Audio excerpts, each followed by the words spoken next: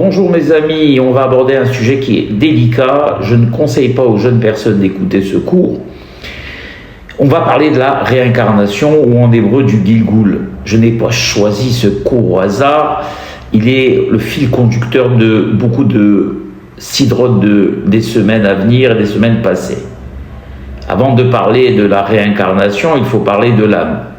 Pourquoi ? Parce que la réincarnation veut dire que l'âme peut changer de corps. Et pourtant, le concept de l'âme est encore aujourd'hui très peu connu, à part pour les plus avertis.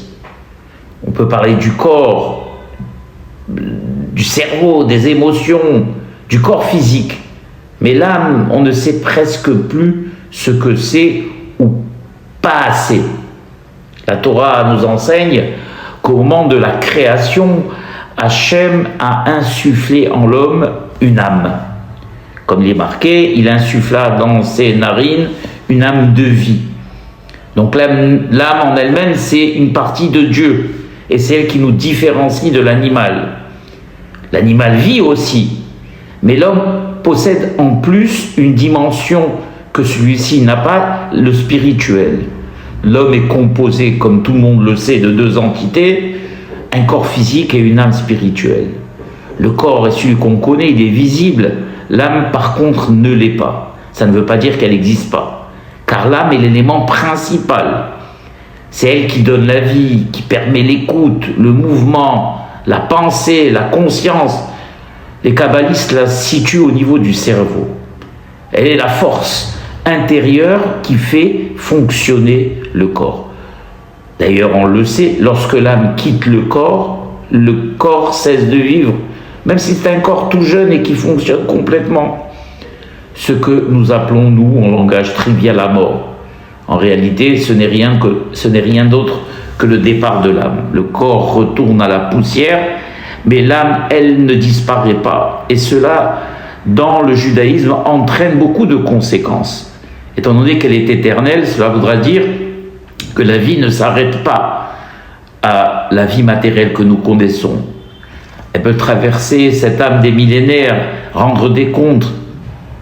Et c'est parce qu'elle est éternelle que cette notion de réincarnation existe. Quand on parle de réincarnation, beaucoup de personnes ressentent immédiatement une forme de crainte. On imagine quelque chose de mystérieux, de dur, presque menaçant. Il ne faut pas craindre cela, mes chers amis. Dans la Torah, le Gilgul n'est pas une menace. Ce n'est pas une vengeance céleste. C'est une manifestation de la miséricorde divine. Pourquoi ? Car Dieu ne veut pas qu'une âme soit perdue. Alors, lorsque l'âme n'a pas terminé sa mission dans un corps donné, lorsqu'elle n'a pas atteint la perfection pour laquelle elle est descendue dans ce monde, le Créateur, dans sa bonté infinie, lui offre une nouvelle possibilité. La réincarnation, le Gilgul, est en réalité une seconde chance. La Sidra de Mishpatim commence par les mots « Et voici les lois que tu placeras devant eux ». Le Zohar nous explique que Mishpatim en hébreu veut dire aussi jugement. Cela sous-entend que cette Sidra renferme en elle le secret de jugement que l'âme traverse. Le mystère de cette réincarnation pour sa réparation. Autrement dit, Moïse dit, voici, et il enseigne, voici les jugements que l'âme devra passer pour être réparée. Nos sages nous enseignent que toutes les âmes d'Israël ont été créées sous le trône céleste. Elles sont pures, lumineuses, plus éclatantes que le soleil, si on avait pu les voir. Elles sont enfermées dans un corps qui l'en empêche. Lorsqu'une âme descend dans un corps, elle reçoit une mission. Et l'homme a une responsabilité immense, la rendre aussi pure qu'il l'a reçue. Les sages donnent l'exemple d'un roi qui confie des habits royaux à ses serviteurs. Donc, les hommes sages gardent ses habits propres ne les utilisent pas. Les insensés, eux, les salissent. Et lorsque le roi réclame ses habits en retour, les premiers sont récompensés parce qu'ils les rendent propres, et les seconds doivent passer par un nettoyage et sont punis. Eh bien, ces habits représentent l'âme. Dieu nous la donne propre, pure, limpide. Si elle revient propre, eh bien, elle rentre directement au Gan Eden, dans la paix. Si elle revient tachée, elle doit être purifiée. Et parfois, cette purification passe par plusieurs vies. On va appeler ça le Gilgul. La tradition nous enseigne que l'âme peut revenir jusqu'à 3 fois en forme humaine. Si la réparation n'est malheureusement pas encore accomplie, elle peut descendre encore plus bas. Et ce n'est pas par hasard que je vous le dis, c'est tiré de nos textes. Le texte de la Genèse, dans lequel il est dit, puis Dieu dit, faisons l'homme à notre image. Première étape de l'âme, 3 fois, selon notre ressemblance, donc sous forme humaine. Ensuite, qu'il domine sur les poissons de la mer. Deuxième étape, si ça ne va pas au bout de 3 fois humainement, on va passer au stade animal. Et le plus simple et le plus facile, c'est le poisson. Ensuite, si ça ne va pas encore, les oiseaux du ciel. C'est un peu plus compliqué parce que cela demande de l'égorger pour pouvoir la consommer. Il est bien évident que nous parlons d'animaux propres à la consommation pour le juif.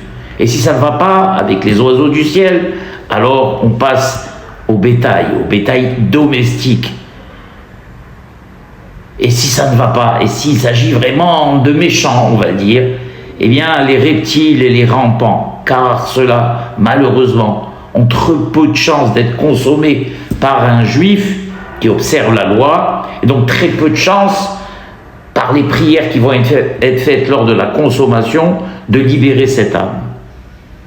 L'âme est placée là où elle peut réparer ce qu'elle a abîmé. Et les kabbalistes nous enseignent même que l'âme réincarnée dans un animal est consciente. Elle souffre, elle ressent. Elle sait qu'elle est enfermée dans une forme qui ne correspond pas à sa nature. Elle a gardé sa conscience.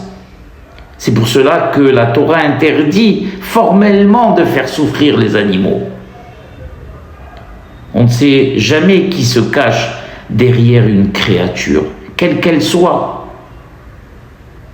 On raconte qu'un grand kabbaliste qui s'appelait Rabbi Yehuda Haftaya, très grand kabbaliste, qui lui s'occupait justement du salut de ces âmes réincarnées, qui avait le pouvoir de les repérer à l'intérieur, raconte qu'un jour, un chien féroce vient à sa rencontre et à celle de ses élèves. Les élèves se sont sauvés et le Rav avait compris que ce chien féroce contenait une âme repentie, dont les fautes avaient été pardonnées, mais qui, accablé par le remords, s'était suicidé.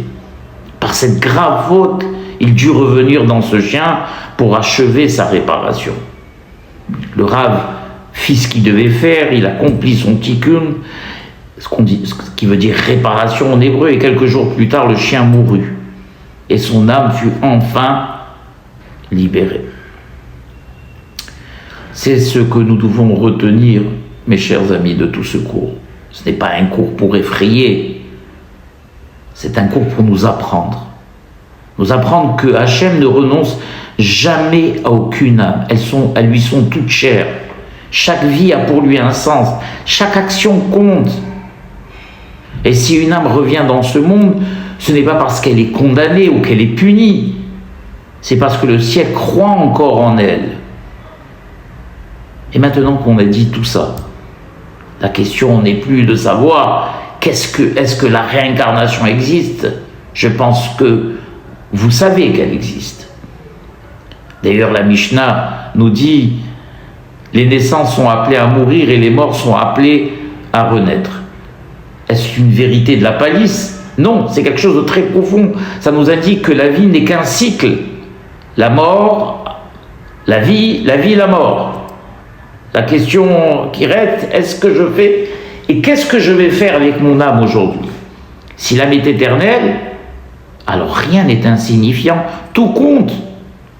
Toute parole, tout regard, toute décision, toute action, tout laisse une trace. Rien ne part après le décès, tout reste.